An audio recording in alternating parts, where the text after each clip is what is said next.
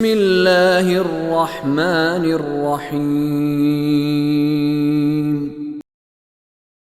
وعلم آدم الأسماء كلها ثم عرضهم على الملائكة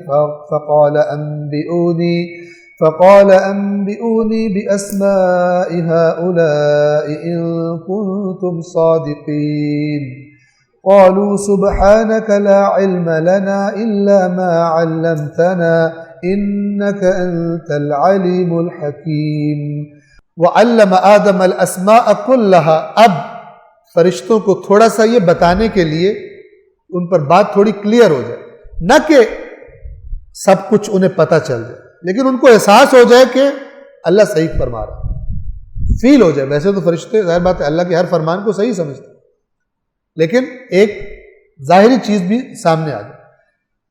اللہ نے آدم کو تمام اسماء سکھا دی، نام سکھا دی، ثم عرضهم علی الملائکہ، پھر ان اسماء کو فرشتوں کے سامنے پیش کیا۔ فقال، اور اللہ نے فرمایا، انبئونی باسماء ہؤلاء ان کنتم صادقین، یعنی اسماء کو پیش نہیں کیا، وہ جن کے اسماء تھے ان موجودات کو فرشتوں کے سامنے پیش کیا اور کہا کہ فرشتوں مجھے بتاؤ ان کے اسماء کیا ہیں اگر تم سچے ہو۔ اگر تم سچے ہو اور تم نہیں سمجھ پا رہے کہ انسان جو اتنی خرابیاں کرتا ہے وہ کیسے اس عہدے کا حقدار ہے، تو پھر یہ چھوٹا سا ٹیسٹ جو ہے تمہیں فرق بتاؤں کہ تمہارے اندر اور انسان کے اندر کیا فرق ہے۔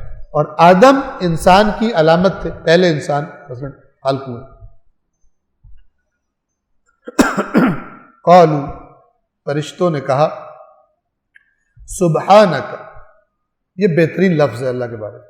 جب بھی کوئی بات ہو خدا کے بارے میں، کوئی ایسی بات جس میں اللہ کے بارے میں کوئی نقص آ رہا ہو، سبحانک، سبحان اللہ، اللہ پاک ہے اس عیب سے۔ فرشتوں نے کہا تو پاک و منزہ ہے، لا علم لنا الا ما علمتنا، ہمیں کوئی علم نہیں سوائے اس کے جو تو نے ہمیں سکھایا، جو تو نے ہمیں علم دیا ہے۔ انک انت العلیم الحکیم، اب اپنے ہتھیار پھینک دیے فرشتوں نے، مثلا سرنڈر ہو گئے، ہمیں تو وہی کچھ پتہ ہے۔ اب اس سے کیا مراد ہے؟ یاد رکھیے، اس کے بارے میں سوال کرتے ہیں کہ اس کا مطلب یہ نہیں ہے کہ اللہ نے آدم کے کان میں کچھ بتا دیا اور فرشتوں کو نہیں بتایا، اور پھر فرشتوں سے کہا کہ بتاؤ، فرشتوں نے کہا ہمیں تو وہی پتہ ہے جو آپ نے بتایا۔ تو یہ ذرا بات عجیب سی لگتی ہے، بات یہ نہیں ہے، بات اس سے گہری ہے۔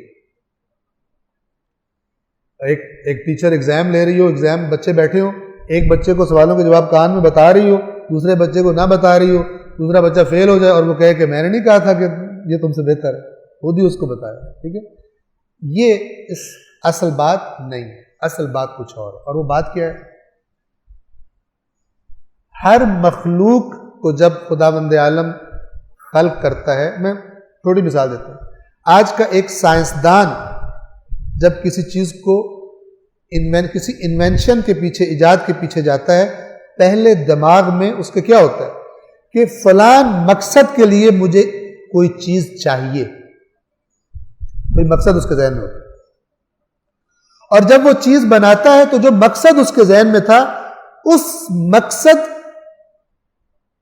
کے مطابق اس چیز کے اندر خصوصیات رکھتا ہے۔ توجہ فرما رہے ہیں؟ مثلا جو جگ بنا رہا ہے، پانی جس میں ہم لے کر گلاس میں ڈالتے ہیں، مثال دے رہے ہیں، یہ پہلے خیال آیا ہوگا بنانے والے کے ذہن میں کہ ایک ایسا برتن چاہیے کہ جس کے اندر پانی ڈال دیا جائے، پھر آرام سے ہم چھوٹے برتنوں میں ڈالیں۔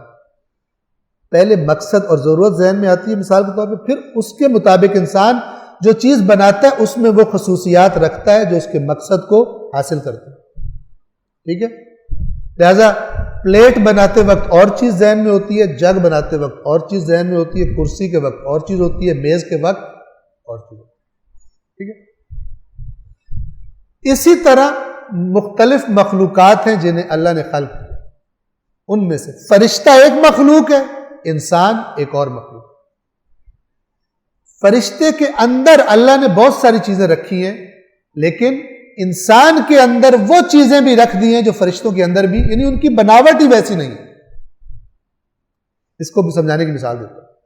انسان کی مینوفیکچرنگ میں فرق ہے، اس کے اندر وہ چیزیں رکھی گئی ہیں کہ جو فرشتے میں نہیں رکھی گئی، ٹھیک ہے؟ لہذا فرشتوں کو بھی جب ان چیزوں کو بتایا گیا، سامنے آنے کے باوجود بھی فرشتے ان کو درک نہیں کر سکے۔ کیوں؟ ان کے اندر وہ صلاحیت نہیں ہے جو اللہ نے صلاحیت انسان کے اندر رکھی ہے۔ اللہ یہ بتانا چاہ رہا تھا کہ اس کا پوٹینشیل تم سے بھی زیادہ ہے، بعض چیزوں میں نے اس کو جو نائب بنایا ہے، یہ تم سے بھی زیادہ اس کے اندر میں نے صلاحیات رکھی ہیں۔ اس کی مثال دوں آپ کو کہ ایک بچہ ہے کلاس 1 کا، فرسٹ گریڈ کا بچہ ہے، وہ کھڑا ہے، اور ایک مثلاً اے لیولز میں پڑھنے والا بچہ وہ کھڑا ہوا۔ ایک سوال کیا جاتا ہے دونوں سے، ٹھیک ہے؟ سوال یہ بھی سن رہا ہے اور سوال وہ بھی سن رہا ہے۔ وہ سوال بھی سنے گا، جواب بھی دے دے گا، یہ بچہ سوال سارا سنے گا لیکن اس کو سوال کی سمجھ بھی نہیں آئے گی۔ کیوں؟ اس کے اندر ابھی وہ ہے ہی نہیں۔ یہ مثال صرف سمجھانے کے لیے۔ یا اور مثال دوں، مثلا بچے سے کہا جائے تیری شادی کروائیں، اور ایک بالغ انسان سے کہا جائے کنوارے سے تیری شادی کروائیں، ٹھیک ہے؟ ہو سکتا ہے بچہ بھی خوش ہو شادی کا نام سن کے، لیکن کیوں خوش ہوگا؟ اس نے دیکھا شادیوں میں پیسے بہت ہوتے ہیں، لوگ کھانا شانا بڑا اچھا ملتا ہے، کپڑے نئے پہناتے ہیں، لیکن جو حقیقت ہے شادی کی وہ بالغ انسان کو پتہ ہے۔ اس کے اندر جو شادی کی خواہش پیدا ہوگی وہ صحیح خواہش ہوگی، ٹھیک ہے نا؟ بچے کو اس کا پتہ ہی نہیں، کیونکہ اس کے اندر وہ جو خدا نے نظام رکھا ہے، ابھی اس کی وہ ایج ہی نہیں ہے، وہ نظام اس کے اندر اس نے کام شروع ہی نہیں کیا، وہ ہارمونز مثلا اس کے ہیں ہی نہیں۔ تو یہ خلقت تخلیق کا فرق تھا، اور اس واقعے کو جس کو اللہ نے اشاروں کنایوں میں بیان فرمایا ہے، کیا بتایا کہ فرشتوں کو یہ بتانا مقصود تھا کہ اس کے اندر اس کو میں نے بنایا اس طرح ہے کہ یہ میرا نائب بن سکتا ہے، تمہیں اس طرح بنایا ہی نہیں کہ تم میرے نائب بن سکو۔ صلوات پڑھیے محمد والے۔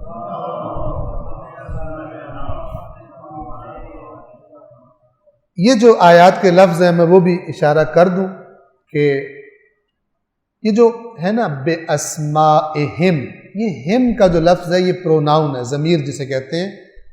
یہ عربی زبان میں ان کے لیے استعمال ہوتا ہے جو صاحبان عقل ہو، عقل رکھتے۔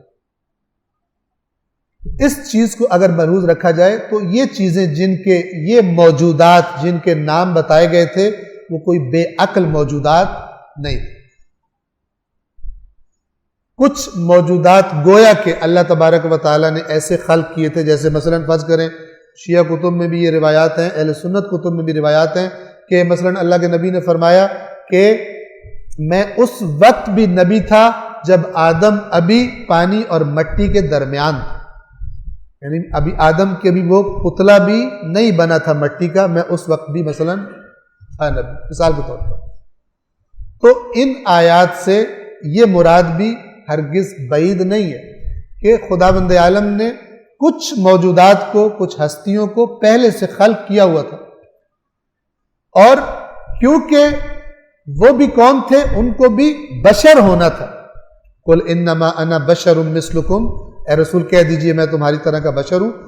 تو ان کی جو معرفت ہے حقیقی وہ بھی آدم کو ہو سکتی ہے، جو کوئی اور مخلوق ہے فرشتہ ان کو اس کی معرفت نہیں ہو سکتی۔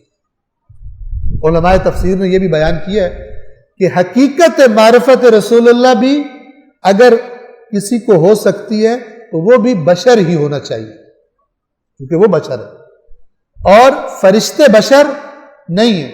ان کے سامنے اللہ نے پیش کر بھی دیا تو بھی جو آدم کو معرفت ہوئی تھی وہ فرشتوں کو معرفت نہیں۔